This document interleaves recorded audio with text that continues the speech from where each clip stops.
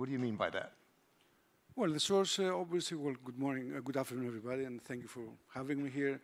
The source, obviously, is internal combustion at this moment. So the source, obviously, now is internal combustion, and the source of the problem being the use of fossil fuels. So we need to decarbonize all kinds of transportation and all modes of energy production and consumption where it is possible, as soon as possible, to avoid not only pollution, but also global warming and all such issues. Now, I would like, however, to differentiate between the larger issue of decarbonization of shipping, for which, of course, there has been a number of initiatives by the European Union, the Parliament and the Commission and the Member States during the past 5 years in the epochal Green Deal legislation. More specifically for shipping would be the MRV regulation and also the regulation on the fuel maritime, enhancing and complementing the use of alternative fuels and alternative fuels infrastructure, especially in ports for the electrification of ports. However, global warming and climate change is one issue. Pollution is another issue, which is very much local. So now we're in the process of renewing the Ambient Air Quality Directive, which is basically what keeps the clean air, what regulates the quality of the air that we breathe in the European Union. And at this point, it's not that good. It is not that good in the sense that it costs us about 300,000 people prematurely dead every year in Europe. And that is what is called a silent pandemic. It is not equally distributed among areas of income, among countries. It's much more pronounced in the eastern half of the Union, and we're now in negotiation, in trilogue with the Commission and the Member States to arrive at some point to at least have a commitment where we align our European standards with the World Health Organization standards. And also very pertinent to what we're talking about is that we are looking for increased monitor capabilities, increased access to justice for people who get harmed by pollution, and also the ability and the focus on pollution hotspots such as ports.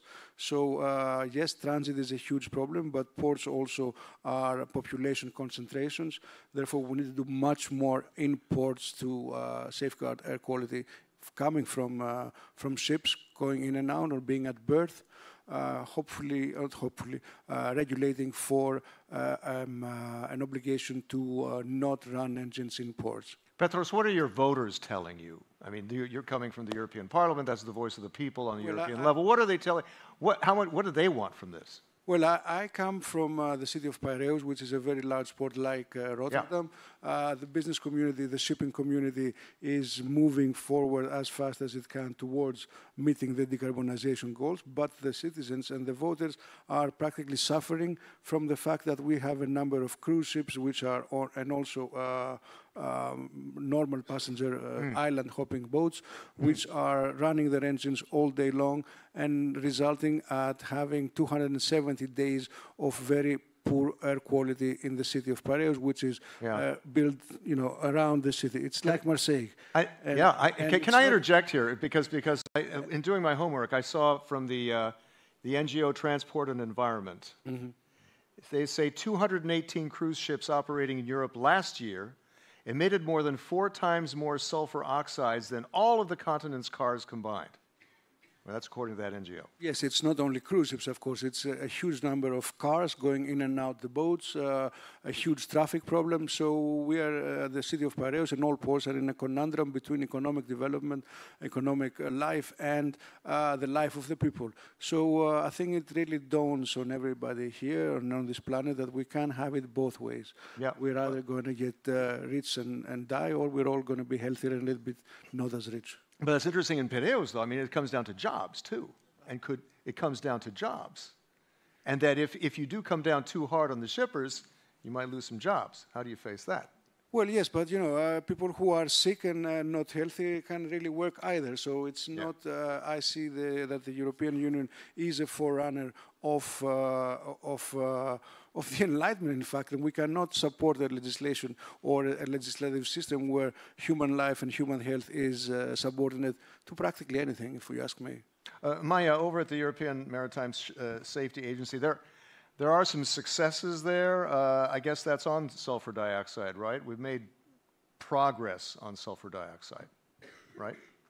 Yes, we did all together, not just us as an EFSA. We were helping and facilitating. But before I come to SOx, if you allow me, Okay.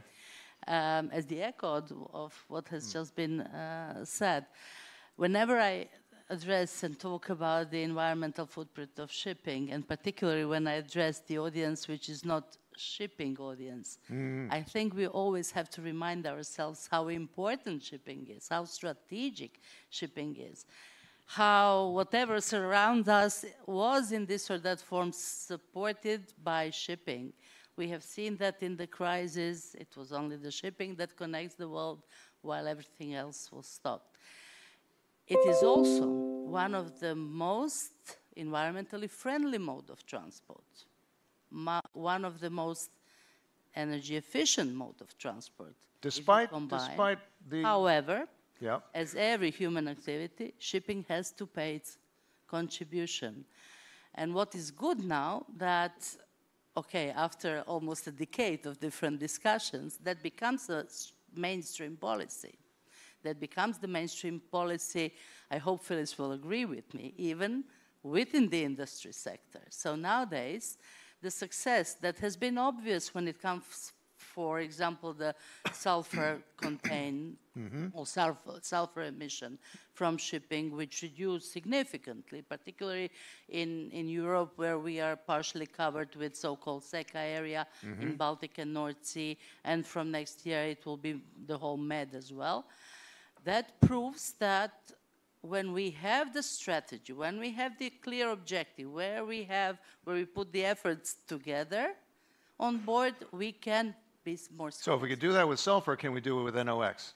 I believe yes, Yeah. we can reapplicate the model. However, it's not entirely the same thing, because with sulfur we were talking about using different fuel, low sulfur fuel. Here we are talking about different engines or the scrubbers or the post-treatment systems. Yeah. So it's a little bit different.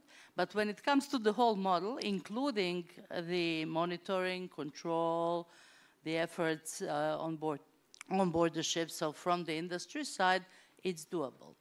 What I would also like to underline is the fact that now we are mostly concentrated on climate change, on CO2 emissions. For obvious reasons, nevertheless, I strongly believe that these two things, so the air emission in general, air pollution and CO2 emissions, should be seen as one package. Because there are alternatives, we are talking about alternatives to fossil fuels. Some alternatives are, let's say, closer to the targets when it comes to air pollution. Some are not that close. So that should be taken into the consideration together. And I'm coming from safety agency, safety first. Okay, all right. So let's get to those alternative fuels. But let me go to Anita Mäkinen, Chief Advisor, Marine Environment Protection, Finland. Anita, you're also alternative perm rep to the International Maritime Organization, the IMO of the UN, right, Anita? That is true, yes. Right. But you're speaking in the capacity of what you're doing with Finland, in Finland, right? That's correct. Okay, yes. So we were just talking about NOx. You think there has to be a revision of that, and how? Well, yes, thank you. First of all, greetings to everyone, and thank you for the organizers to having me here. But if you allow, I also would like to first echo what Maya said. Okay. We need to understand how important shipping is. No shipping, no shopping is the phrase. We need to keep in mind. I think that's worth it. Where's that? The clean air, hashtag clean air EU, no shipping, no shopping. That's good worth sending out. Yeah, but we have to cut emissions. Now turning back to these NOx emissions, well, global 2020 sulfur cap and sulfur emission control areas in the Baltic Sea, North Sea, and in the future also Mediterranean Sea and nitrogen emission areas of the Baltic Sea and the North Sea have clearly decreased and will decrease SOx and NOx emissions from international shipping. However, as you already made reference to, Mr. Moderator, we need to decrease also NOx emissions. And in that sense, there is a clear need to revise the IMO NOx technical code from 2008. And as a matter of fact, last summer in MEPC 80, we already come to agreement that we need to start our work. Well, especially we should ensure functionality of the SCR cleaning techniques. Well, Maya made reference to scrubbers, but when it comes to, when we are discussing about NOx, we called the equipment SCR. And especially these, we need to ensure functionality of the SCR cleaning techniques on low engine loads. And as in the light of present knowledge, these SCR equipments can introduce more NOx emissions than expected when they are used on low engine loads, especially in ports. So it is very important to avoid the situation that ports can become NOx hotspots, causing problems for human beings who are living nearby. Right, right. And So it has to be done for right. and for instance, in operations, we should define not to exceed limits for all NOx tier levels. Okay, I want to come back to you. Anita, but let's go to Philippos. Philis, let's hear from the ship owners. What you've heard so far, maybe you want to respond there, but also I think you've made some achievements, right, in cutting emissions on the ship owner side, right? Right. Thank you, Chris. Thank you for inviting me here. It's important that the private sector will participate in such conferences. I think what Maya said is like she's representing our sector. In fact, shipping has been over decades working under the light of publicity. I don't want to say under the radar or in shadow because it can be misinterpreted. And but you would also say, like Anita says, no shipping, no shopping, right? Probably. Okay, this has been said first time in European Shipping Summit mid of September, which was one of the very great events organized by EXA and the other associations. Yeah. And it was really stated that shipping has been important and will be important for the future for European security of food supply, of supply chains and energy supply. So the opportunity that has been given with the pandemic and the war in Ukraine has been a real example how shipping important was for the survival and also the energy independence from Russian gas. It was shipping that facilitated the LNG, the FSRUs, and make sure that Germany will get the supply of gas and reduce its dependency from Russia. Okay, so that's strategic importance. Fine. Correct. What about the emissions? Let's move to what the industry achieved. I think I have been always saying that there are four pillars for decarbonization, and recently I added another one, and I will explain what. The first one is the technical measures. Technical measures, the industry has done a lot, starting from main engine energy-saving devices, the hull optimization, the anti-fouling systems, and recently the new shaft generators for all kind of ships. These push the reduction of the emissions, consequently the reduction of the fuel, close to 35–37%. That means we are now reaching more than the phase 3 of the IMO. The second pillar are the commercial measures. There are a lot to be done there, but I think what is important is the proper utilization of the ship, the vessel size, then just in time, which is now something that is, it becomes a global need. And we all see that the congestion creates a lot of local and coastal pollution. And we have Panama Canal, for example, huge congestion. And in some European ports, from time to time, we see also this possibility. So there are measures to be done on a global base. And one of the things, for example, is Blue Vispi. Blue Vispi is a system that may facilitate, I don't know, Eric, if you know that system, but it's something that may facilitate the just in time. And then the third are the regulations. We know that the regulations, they are not bringing the decarbonization, but they will contribute towards the decarbonization, especially EU ETS is a regulation that has no direct reduction of the emissions, but will contribute if the money will be really invested in the appropriate way.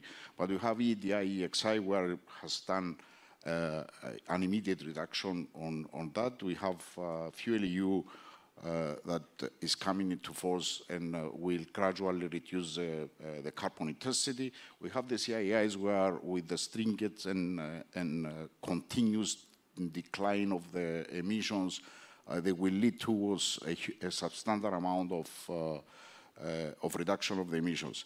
And we are expecting the global market-based measure and the global fuel standard, which are the regulations will offer good tools towards the reduction.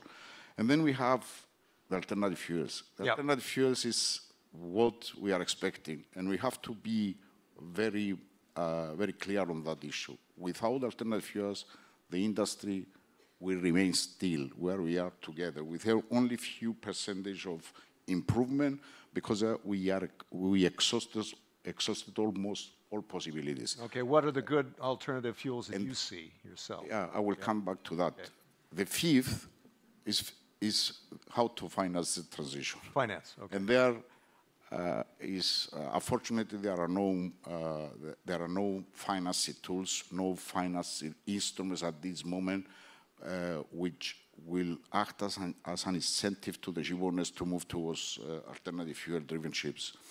No, now for the alternative fuels, what I see as a ship owner, I see as a first step methanol to jump in, and if we get the green methanol where the production of hydrogen will be green, and then we capture either from industries that are emitting or on board, we may produce enough and adequate methanol to drive a number of ships in the short run, and in the long run, a certain percentage. The estimate is about 25% of the ships will be driven by methanol.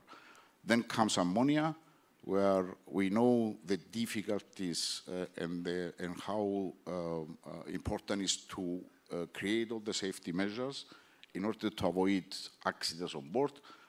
It's highly toxic, and we will enter into a pilot project within the next year or 18 months, and we hope that everything goes well in order to have the first engines in production very soon.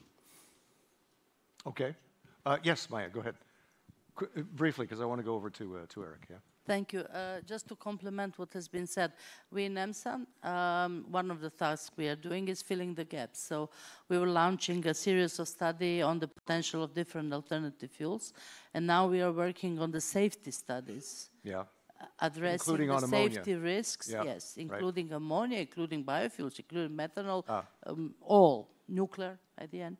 So to identify the risk. Hydrogen we haven't mentioned yet, right? Yes, okay. Hydrogen as well. To addressing the risk and to see how we can work on it, not to prevent use of any alternatives. If I may, just another topic, and that was the financing. One thing is private financing, and usually in the discussion like this, there is a lack of the participation of the banking or the financial sector in these debates or discussion. However, when it comes to public funds, there are a number of public funds, at least in Europe, available from Horizon for the new development, for the new developments, to CEF funds, to innovative fund. The question is, a recovery fund, the question is whether the mechanism to use these funds by the private sector is simple enough, or there is a room for the improvement in that area. Okay, well, that's a good question. Yeah, yes. First of all, on hydrogen, I think hydrogen is not any longer an energy source, it's an energy carrier. So we'll use hydrogen, Greek hydrogen for production of ammonia, production of methanol. Going now to the financing, I think all these funds, or innovation fund, Horizon Europe, etc., they are allowing money, funds for research. The industry needs trillions to decarbonize. So we need funding and on competitive prices initially to enable the first movers to jump in and create a domino effect, like pulling all the other ship owners to proceed with alternative energy-driven ships. And this requires a competitive financing. A new ship driven by ammonia or methanol requires at least 35% more than the conventional ship. On top of that, you need higher financing, and this jumps or peaks the break-even point to a very high level, which the industry now is not ready to absorb. Riskier. Maybe there has to be risk sharing or something like that. Eric, let's go to you. From the Port of Rotterdam, we heard about from Piraeus side and the Port of Rotterdam. How do we, I mean, some of the points that you sent me was one about enforcing rules. We have to really make those rules enforced and strengthened. In what way, what do you mean? And after what you heard about the difficulties that the shipping sector finds in converting over to cleaner ways of doing business, what's your answer to that? Great question. I'll come to that very quickly. But first, I would like to welcome everybody once again to Rotterdam. Being in the port of Rotterdam. Of course, I'm willing to be here. It's great to be here at this SS Rotterdam place. Thank you for turning out. And I think the topic of air quality in the maritime industry should be addressed on ships like this. So thanks for being here. So I made a couple of comments on air quality and enforcement, and that's specifically, and I was extremely pleased with the video that was shown in the beginning, because we know that we in Northwestern Europe, the North Sea and the Baltics, we have implemented this sulfur emission control area and nitrogen emission control area. Right. And both have the potential to drive down the emissions significantly. We have seen that from the sulfur emission control area. We also hear from NGOs significant concerns about not adhering to the regulations. We've seen measurements from satellites every now and then that we get those indications. So it's really important that adherence to the regulations is really enforced. So I like the idea of getting those drones up in the air for this kind of use. Yeah. For nitrogen emission control area, the benefits are still starting to become visible because it's a different model, as already said, and new build ships should adhere to this higher level or lower level of emissions. Having said so, the real big game changers, I think, are that about 75% of the emissions today are at sea, 25% of the emissions of shipping is in ports, and with European regulations on onshore power supply, we should really be able to get a very big chunk out of that going down. That should be extremely helpful for the cities like Rotterdam, cities like Piraeus, to drive down the emissions. But it's going to be a hell of a job to do so. The regulation says 2030. Well, we are counting 6 months, 6 years, 1 month, and a couple of days. Okay. It's not a lot if you imagine the amount of capital investment that is needed in, for example, the Port of Rotterdam. The capital investment is not only about capital, but also about manufacturing all the equipment, making sure all the labor, that the high-skilled labor that is needed to install it, should be in place at the right moment in time. And there's really a call for me to the industry to make sure that we move at the highest pace possible. So I think that's important. Then a very interesting topic popped up that's really around climate and new fuels.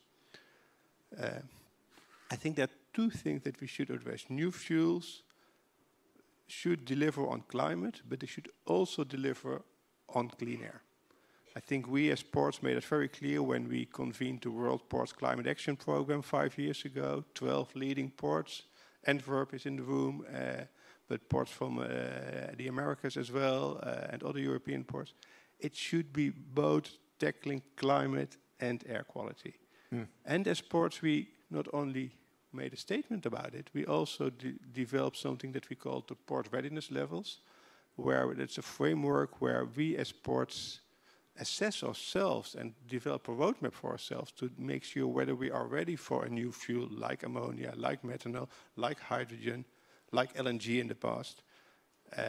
And also that you are able, not as a bunkering port, but as a visiting port, to make sure that you are ready to do so. And it also can provide clear guidance to ship owners on where ports are on their trajectory.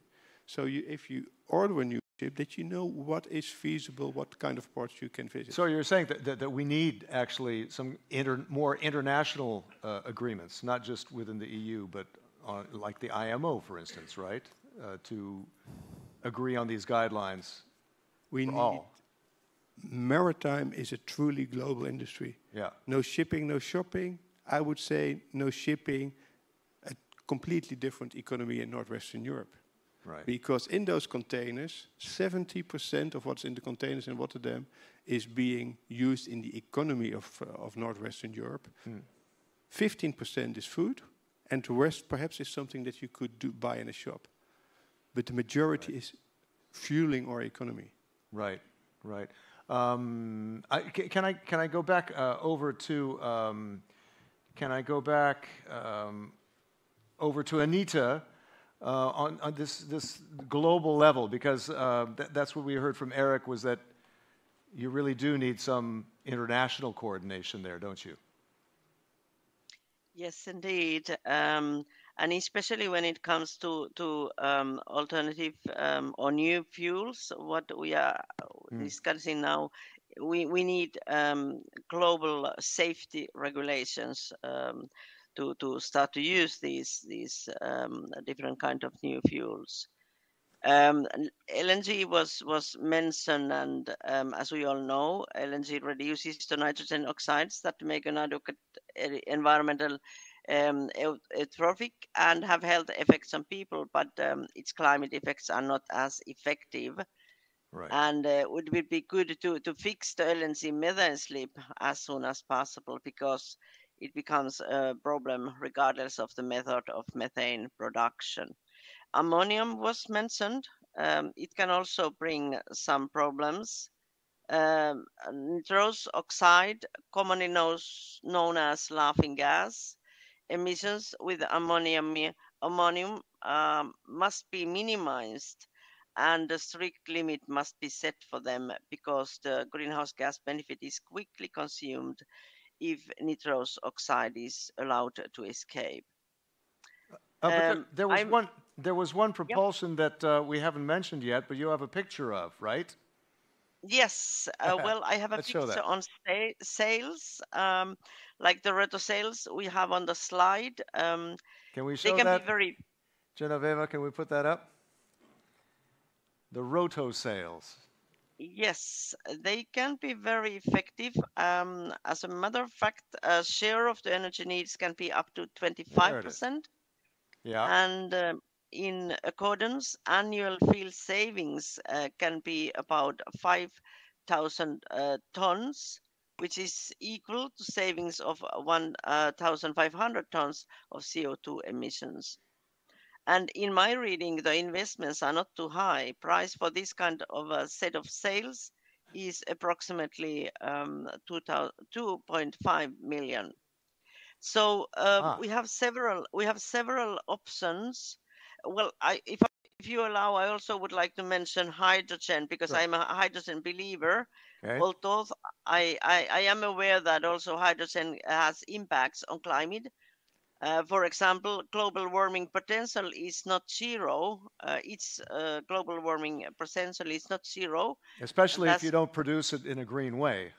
Yes, yes, and we should minimize leakages of hydrogen into the air. But unfortunately, at the moment, we have only some results from research on this. More research is needed. Right. Although I heard that more money should be used in investing in new vessels than on research, but I think that also research is needed. But when coming back to your question, yes, I'm working mostly at IMO level, at global level, and so to make change happen, we need to work at global level and to come to agreement on global regulations to make change really happen. Is that really feasible, though, to get the whole world on board? I mean, we're seeing enough trouble over at COP28 to get people on board to cut their emissions. You think the IMO could do that? Well, this is what we are aiming at, and I would like to remind that last summer in MEPC 80 meeting, Marine Environment Protection Committee meeting in its 80th session, we came to agreement, and that was an enormous agreement on the new IMO greenhouse gas strategy. So I think that tells something about the willingness globally to make change. Okay, we were discussing we came to agreement on greenhouse gas strategy, but we have made a similar kind of decisions in the past. For example, this global sulfur cap. 2020 sulfur caps. So I think there is a will to do something to change the world for the better place. Can I go over to the? Okay, go ahead, Philippos, and then let me get Petros too on the reaction on the policy side. But sorry, Petros, but what do you think of this model? Would you go for your? This is why I want to make a comment on that. Yeah. First of all, I didn't say that we don't need the research, but we need money also for proceeding to alternative-driven ships. The finance part, the fifth the point. finance. Yeah. Going now to the rotors. Rotors, I don't believe they bring 25% energy efficiency.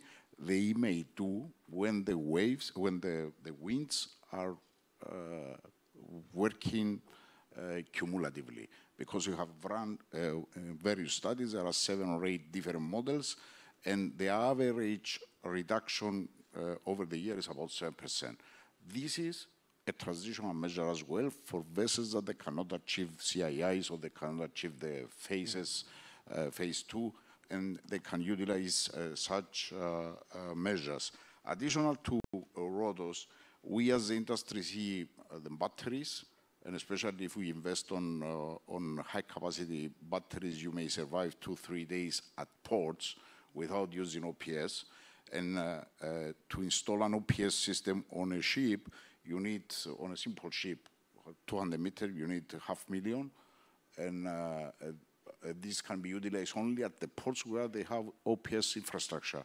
If you invest on batteries, you can utilize those everywhere, globally, irrelevant if the ports they have or not any OPS systems. And on top of those temporary measures, I believe carbon capture on board is something that is an upcoming idea. We need to solve the problem where to discharge the carbon capture on a liquefied or other source. And eventually, something that we as a company are working on, kinetic energy recovery and heat energy recovery in order to load the batteries without really spending any other resources. What I was very surprised is that I hear IMO here giving us solutions for transitional and not solutions for the long-term entire decarbonization based on the target of net zero by 2050. Okay. Before we go over to Petros, get your questions ready. If anybody has a question now. And okay, let's get a mic over here. First, let's get Petros to put his input in here. Reaction. Yeah, it's a very interesting discussion, but It feels like, you know, we are on a boat here, and it is starting to feel like the Titanic, because we tend to forget that we are already ahead. We already crossed the 2 degrees warming point. We tend to forget that we had huge loss and damage across the planet. We had heat waves, fires, floods, droughts, which are tending to cost more than the annual global growth. We are an environmental emergency. The Parliament voted that. We're looking at the global loss and damage to the tune of about 3 or 4% of GDP, which annihilates all kinds of discussion about growth. So I was very happy to hear about Eric, who answered your question about jobs. These are the jobs of the future, the jobs of transitioning, the jobs of changing. I was very happy to hear Philip was talking about innovation and all the ways that he described where actually ships are wasting energy this day. I mean, the heat energy to renew the batteries is produced but is not used. So I guess nobody's saying no shipping, no shopping. Of course we want shipping, of course we want shopping. The question is how fast, how much, when, for who and for whom. Because we used the discussion of the pandemic, and I remember a lot of shipping in the pandemic, I don't remember a lot of shopping in the pandemic. So, so we have to really rethink and have to shoot at changing the system in a way that is just and fast enough. Everybody has to do their share. I mean, you know, I always feel unfair when we have the discussion with the ship owners, and we never have a discussion with car owners. We have all discussion with car industries. So everybody has to do their share, and we have to do it fast and in a way that is just. And we talked about finance, and we have to talk about the demand side of energy, the demand side of shopping, the demand side.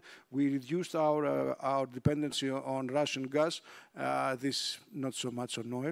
On this summer, we worked also on the demand side, on reducing, on being more efficient, of using. I'm not sure about the rotor how much can work, but I'm sure that, you know, wind was there for all the shipping in the planet, and the Greeks were there doing it. And hull you discussed, just on time you discussed, green berthing you discussed on the same on the port side, being just on time was discussed. So the idea here is just for everybody to get on board, to be on the same boat, and, you know, have a look outside that there is an iceberg going. Well, the iceberg is probably not there anymore, but something like that. There's the metaphor that is very big there. Yes, please.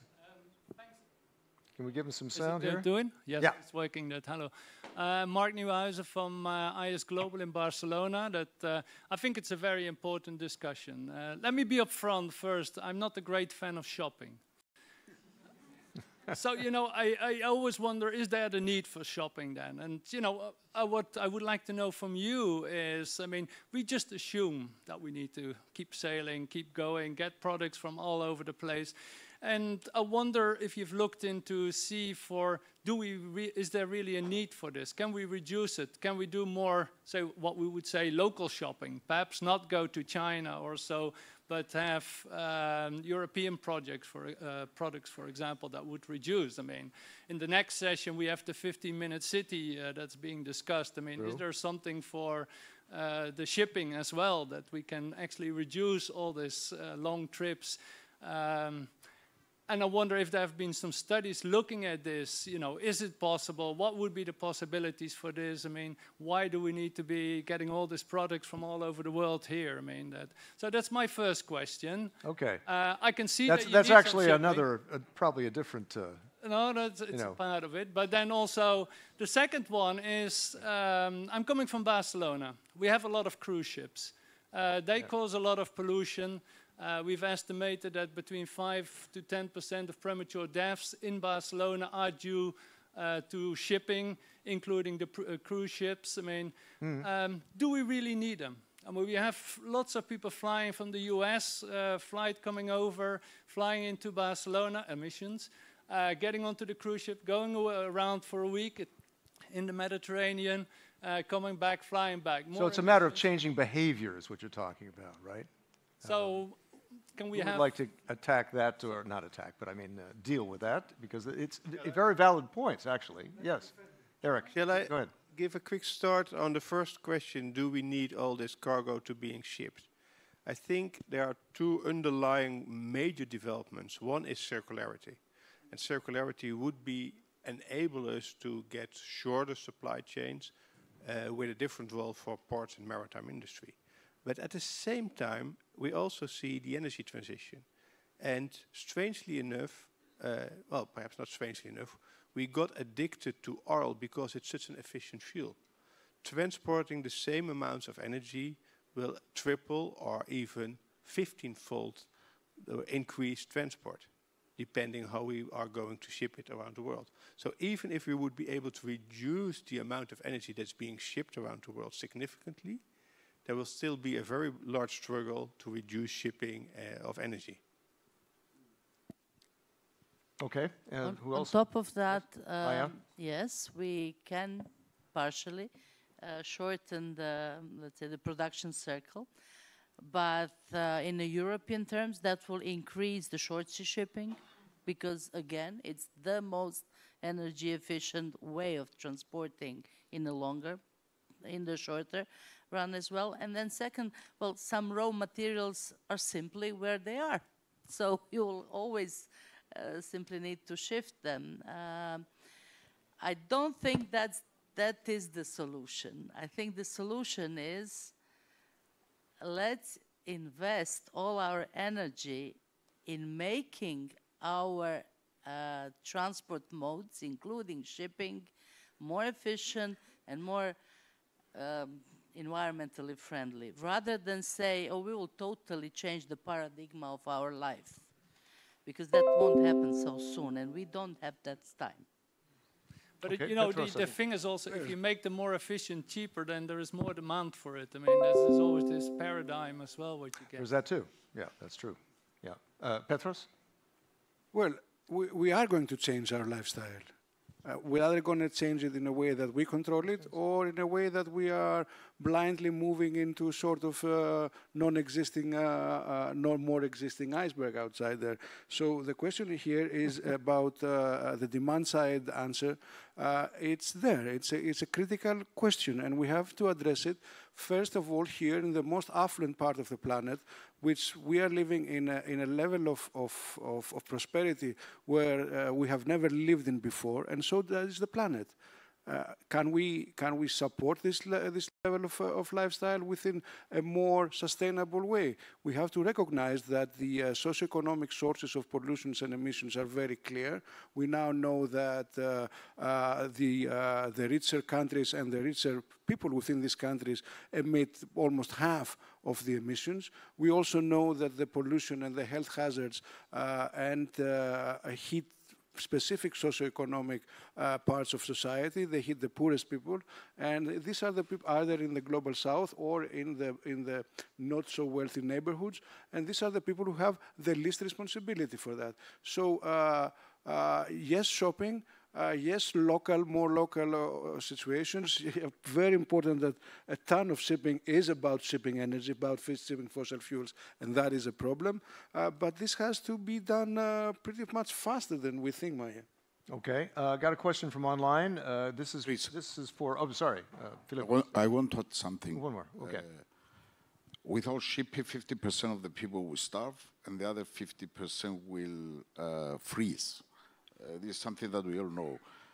What is important is not to think only European-wide, but we have to think that shipping is necessary for the undeveloped countries, for the islands, for all these countries that they don't have the resources to survive. And it's not, shipping is not only for shopping. Shopping is a consumer part of that, where it relates with the containerization, etc. But all the resources to decarbonize, to create batteries, to the cables necessary, are resources available in certain areas and need to be transported. So we have to be careful not to undermine the importance of shipping only related with shopping. Okay, let's go online. This question I think to Anita, because Anita, you were talking about scrubbers. Ships use scrubbers to reduce sulfur oxide, but the wash water contains highly toxic substances such as PAH and heavy metals. How do ports deal with this? Anita. Thank you. Yeah. Thank you, Mr. Moderator. And I think that was a very timely and good question. And also very related to air quality related issues, because in my reading, the next step for sulfur emissions is to reduce scrubber wastewater discharges into water. This is happening all over the world, which is in accordance with MARPOL Annex 6 regulations.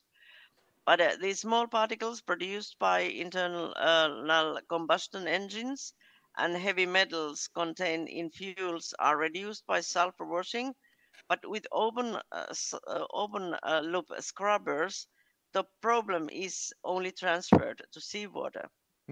And so we should, there are very many discussions going on at global level, at EU level, regionally, if we should ban the discharge of scrubber washwaters into sea.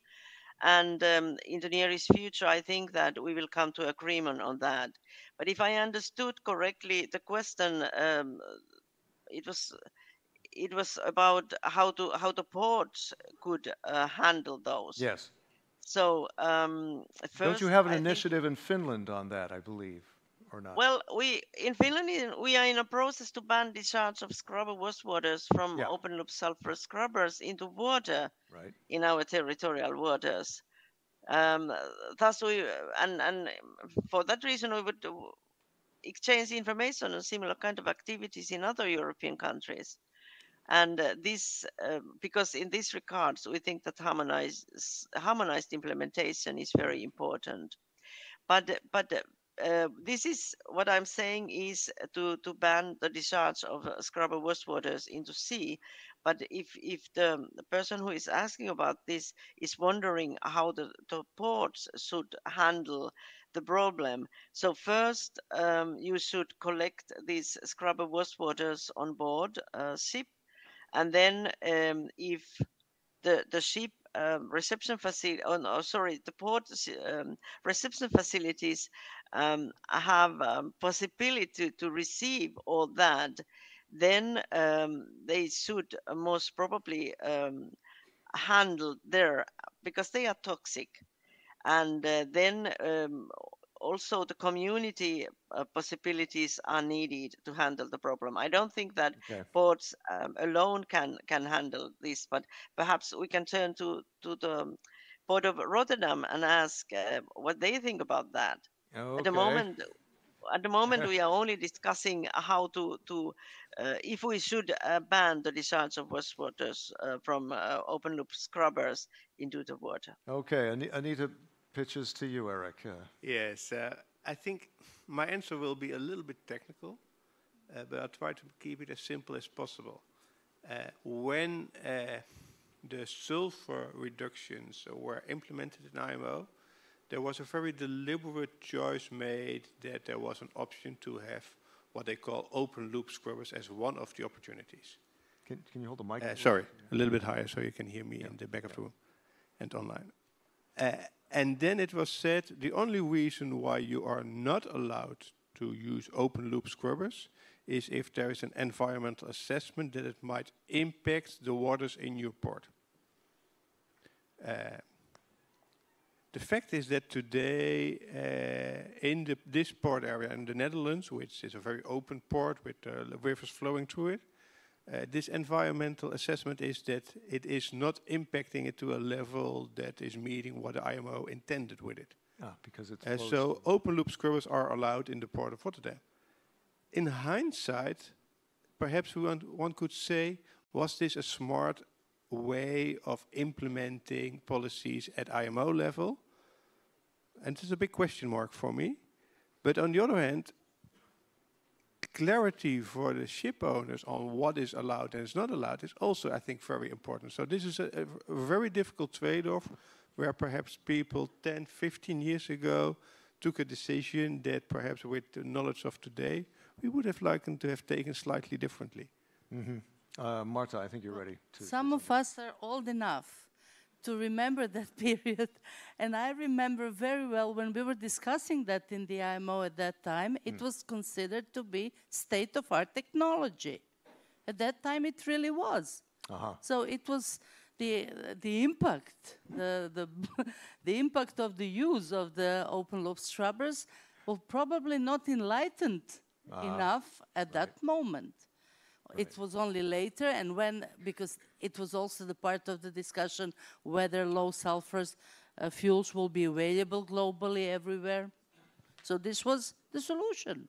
And the early movers shipping sector, invest in that. It was not that cheap, not simple.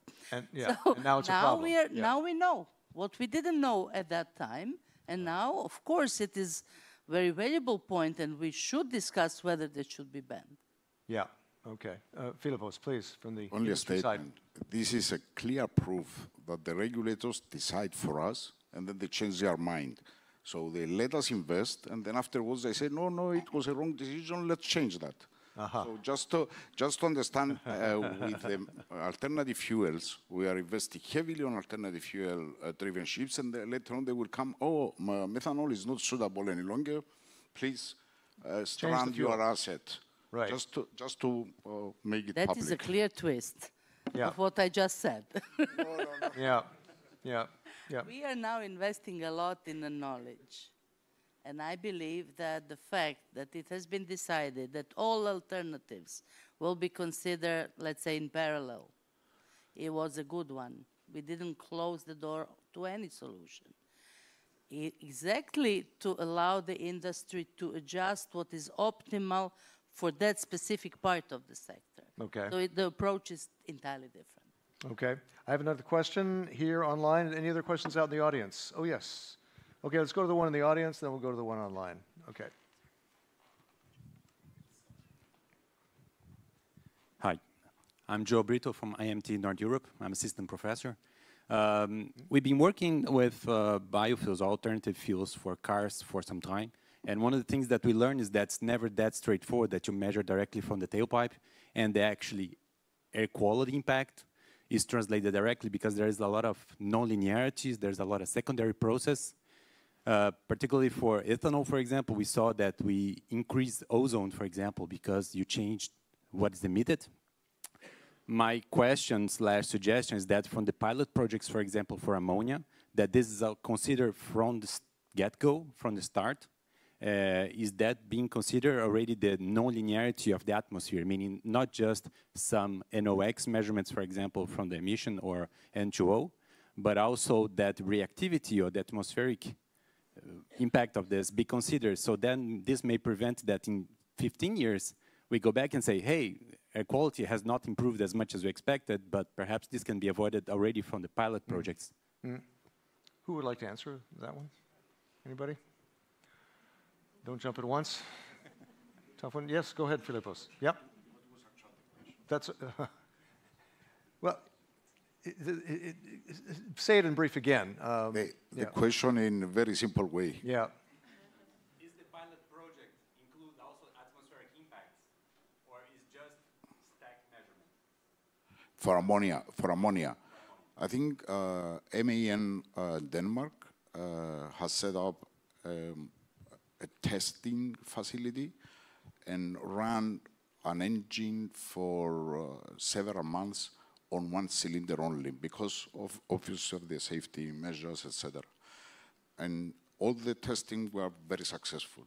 Now there is a production in the pipeline of one engine to be installed on one vessel to a commercial vessel just for, first of all, to test on a real environment, take all necessary measures, including air pollution and what are the particulate matters, etc., plus all the safety issues on board.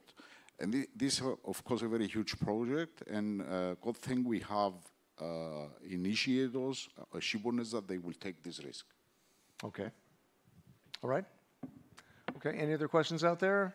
Yes, another one. Yes, my name is Anna Gerometta from Citizens for Air in Italy. And I'm actually asking a question to the gentleman from the Ship Owner Association. We have You're written... very popular, Philippe. Yes. We have actually written to Mrs.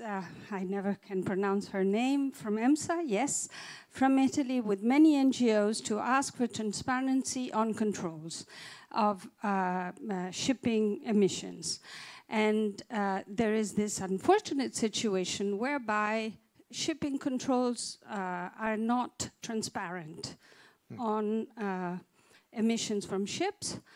The European Commission says that the member states have not given the authority to EMSA to publish the controls on the TETIS registry. So now it would be very important if the ship owners would declare that they agree to publish the data from the controls on the registry. And I think it is at this point really due in time. And it's also a matter of competition within your own industry, because the ones that are cheating are obviously, you know, putting a situation that is not favorable for those who are complying with the law. So I'm just asking you if you would feel comfortable and you would be able to say that you would agree to publishing the data of the controls on the shipping emissions on the registry of TETIS. Thank you. How would you thank you for this question. First of all, one very important issue is that MRV, whatever is reported, is audited and verified before the final submission. And it is verified by recognized organizations like classification societies and other organizations that they are acting on behalf of the flag states. So I cannot understand why you believe that a ship owner can cheat. It's not possible. And I know exactly how tough is the verification for all the data we are reporting. Based on this data, and good thing that FuelEU didn't create another MRV reporting, but amended the existing, we will be subject to EU ETS. We will be subject to FuelEU compliance. So there is no cheating in there. The other issue, whether we will accept for publishing of the data, is something that within the European Community Ship Owners Association never been discussed. But I don't see also the reason why not. Maybe this may create a discrimination of some ships belonging to groups that maybe they are green, but one ship is older technology. I think there are such sensitivities here, and therefore should be very well discussed before we take a position. At this moment, we don't have, as a Ship Owners Association, any position. Eric, I mean, but you know, your points that you sent me were that we need to enforce the rules we have, and we need to make them stricter. Would this be part of that? More transparency, right? More reporting. I'm a strong believer of transparency. So one of the schemes that we developed in the Port of Rotterdam with many others is the Environmental Ship Index that we as ports use to incentivize shipping that is above IMO standards or doing better than IMO standards. Part of that is a verification process that a couple of hundred ships get verified on board to see whether they really adhere to what they report. Random checks. Random checks. Yeah. And we see things that are not in line with what it should be. That's one part. The other part, I think, is people have the right to understand what is going on. So transparency is tremendously important. And at the same time, the system should be developed in such a way that mistakes are prevented to a much greater level than today. I think the administrative burden on a captain and its crew is tremendous today. And we should also make sure that we do not, while I'm in favor of transparency, reporting, we should be very careful in having too much bureaucracy on a ship. It's really complicated. Okay. Maya, you wanted to add something here? Yeah, we are here talking about two types of information. One is relating to CO2 emissions, MRV, where we publish together with DG ENF, DG Klima, so-called aggregated report. So the report that contains the aggregated information. It's not ship-by-ship basis, because we want to understand the trends of the CO2 emissions from international shipping in EU ports, per port, per type of vessels, per this and that. None of the data which we collect is our ownership, except the products which we build based on the data. So whenever we want to publish it, and by the way, we in EMSA, we are really fond of transparency. We would like to publish everything. However, most of those data belongs to member states, and then we have to request the permission. And there is a model and channel how this is working. The second one, the one that you were actually asking for, was CO2 emissions collected through what you have seen in the video at the beginning. So a real measurement over the ship's chimney. That's how I recall it.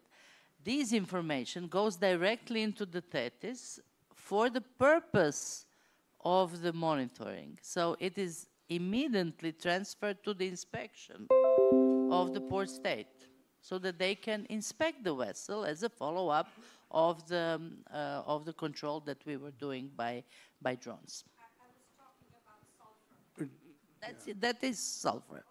That's what I'm talking about. So this goes to TETIS, and the inspections are taking place as a follow-up of the outcome of the monitoring that has been done by the drones. This is not, let's say, publicly available unless the port state, so again, the member states carrying out the port state control, decides to publish it.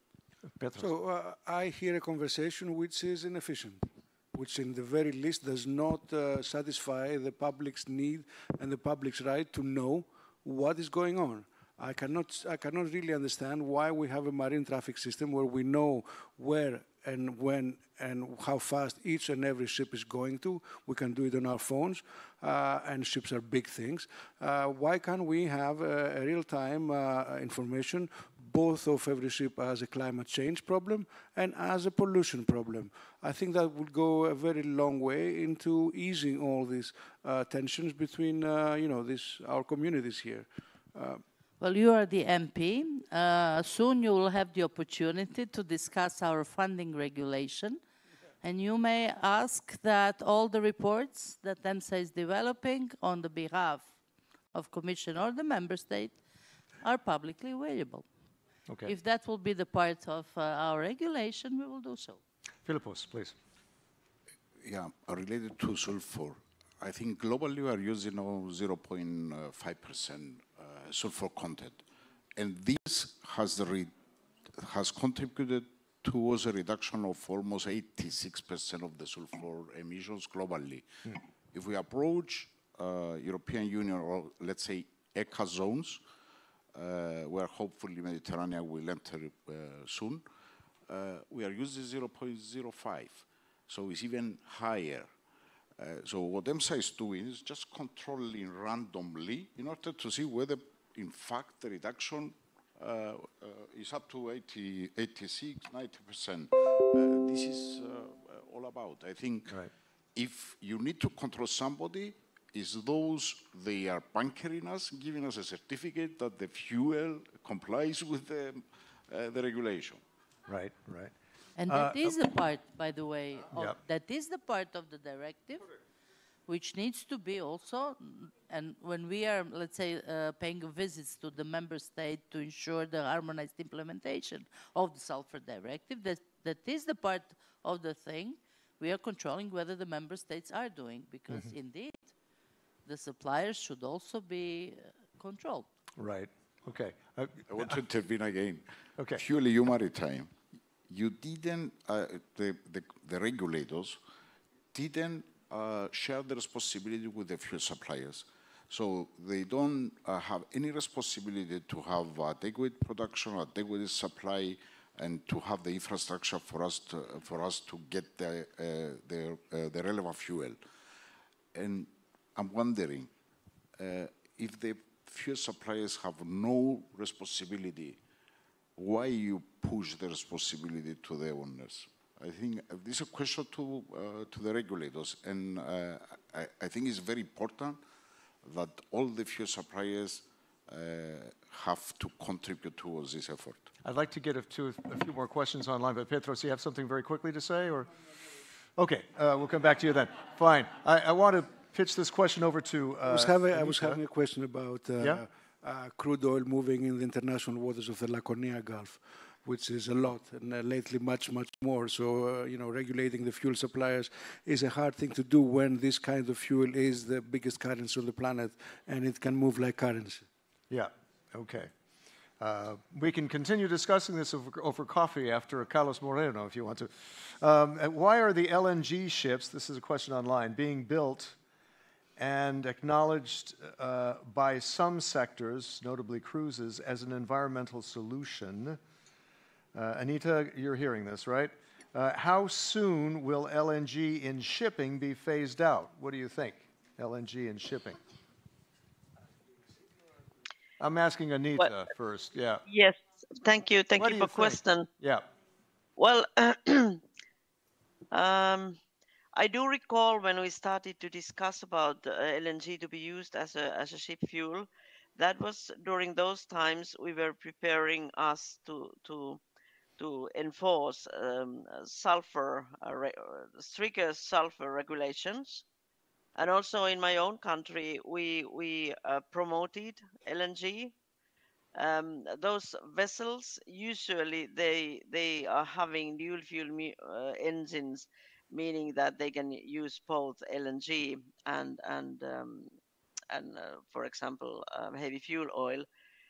But very early when, or perhaps also during those days, some people, they raised the issue that this is fossil.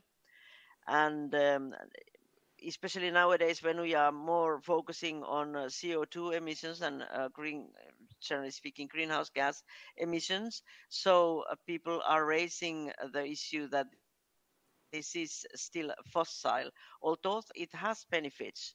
It can meet sulfur and also NOx regulations. So you think it's still a viable solution at the moment? To some extent it is viable, and you can also have well, it is not. It will be used for some time. I'm afraid it is a kind of a transitional solution for the time being. Yeah. But other fuels will be taken into use, replacing it. But it is not going to happen in one night. All right. Well, Philippos doesn't think so. What do you think? No, it is true. It's a transitional transitional. fuel. You agree on that fuel. Okay. Just to go to the conversion factors. MGO has 3.20. Every ton consumed MGO has 3.20 CO2 emission. And if you go to LNG, it's 2.85. But because the combustion is better than the fossil fuel, you have an efficiency of close to 20%. What is important to say, and we have to understand this, every ship that is fitted with dual fuel LNG can be anytime converted easily with an investment, of course, to ammonia or methanol, because it has the top quality tanks, which are not required for methanol and are less required for ammonia. So all these ships can be converted. So as a transitional fuel, those they invest on LNG, they can survive for longer period. Okay, next question online. What is the role of onshore power supply, in parentheses, connecting ships to electricity grid in ports? Is this used extensively in Europe? What about in Rotterdam, for instance? I think you do, right? So the proud story is that for inland navigation, we have a lot of onshore power supply. Inland navigation is sailing up to the River Rhine or the River Meuse. If it's for seagoing vessels, I can count them on two hands at the moment. And there's a huge investment program underway to meet the 2030 objectives from Europe, right, which is for the 5,000 gross tonnage ships in container, or cruise. And at the same time, a significant investment program for the inner cities, for the quays that are really close to the residential areas. But fact, I think, is, and I was talking to my colleague in Antwerp, and we are both trying to push it to a higher speed. This is not going in the speed that we would like it to. No, it's not only expensive, it's also about first mover disadvantages. 2030 might be a long way ahead. Why invest today? Uncertainties about ships being able to connect. There are a lot of... we ordered a crew, an OPS system. The waiting time for the key electrical component, 17 months. Oh, there's a lag time there. A lag time, right, that we didn't expect. So a lot of issues are in the pipeline. Yeah, Maya, you wanted to add some there? Yeah, if I recall statistics, about 40% of the ships calling EU ports are OPS ready, while only 13% of port sector is OPS ready. So we expect that CEF money in particular will be largely used to speed up this process on both sides, but mostly, let's say, on the port sector. Yeah. We have from EMSA side developed guidance on the safety development of the OPS projects. We hope that this will be useful for those who are really developing a project. Yeah. But what needs to be taken into the consideration when we talk about OPS, the benefit is only if the electricity used on OPS is coming from renewable sources. Otherwise, that's true. I think that this is one of those delaying remarks. Yes, at this moment it might not be the benefit, but in Europe we are on a trajectory to have green electricity very, very soon. Today, 20% in the Netherlands is green electricity. Delaying OPS because it's not green electricity yet is a delaying remark and not beneficial to Okay, America. I'm coming down to the wire here. I need to get two more questions here, and then I'll go to you, Petros. Yes, please. Thank you. My name is Christer Ågren. I represent the European Environmental Bureau. We've seen how sulfur emissions from ships has come down, it's been a gradual reduction, but we should still remember that the sulfur content of fuel, the shipping fuel, is still much, much more dirtier than the fuel used on land or the fuel used by inland shipping, both as regards sulfur, polycyclic hydrocarbons, and heavy metals. So there's still a big potential to further improve shipping fuel. But so it's not the question, you're just saying this. Yeah, right? I'm moving now to NOx, because you started with NOx, you never got a response. How do we reduce NOx emissions from shipping? And different from sulfur, NOx emissions are expected to be continuing to increase. We have the opportunity to get combined SOx and NOx emission control areas all around Europe. We only today have it in the north. It's been there for a long, long time.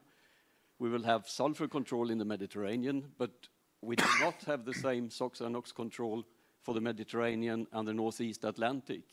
There are some activities going on, and my simple question is, will you support fully and get to full NOx and SOx control areas all around Europe? Okay, I need to get to the question quick. Okay, that was more a statement, a rhetorical question, I suppose.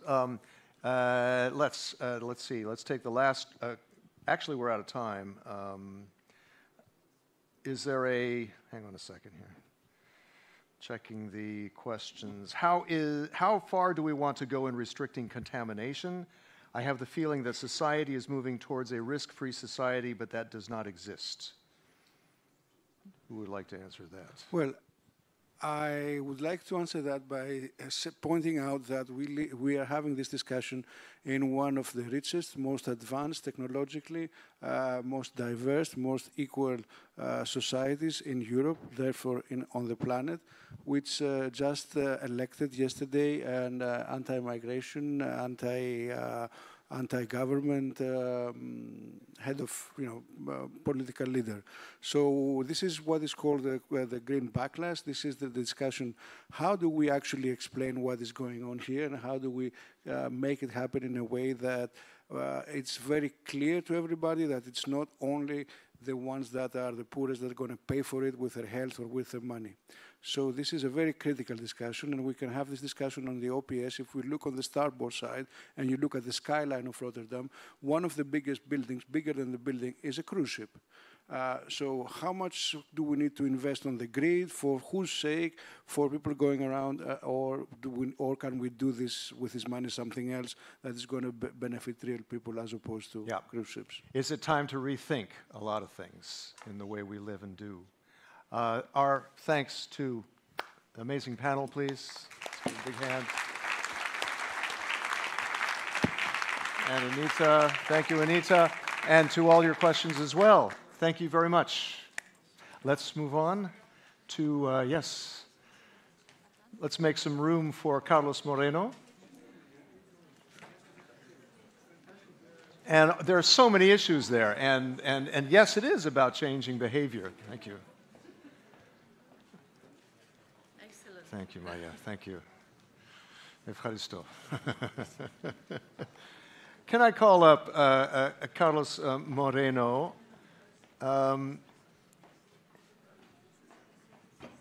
We're setting up here for this because this is also about changing behavior. It's about changing the way we live and work and play. To stop and take a think on this. And we're doing this with Carlos Moreno, who is scientific director at Sorbonne University, among other things. Carlos, could you please come up? Let's give a big hand to Carlos.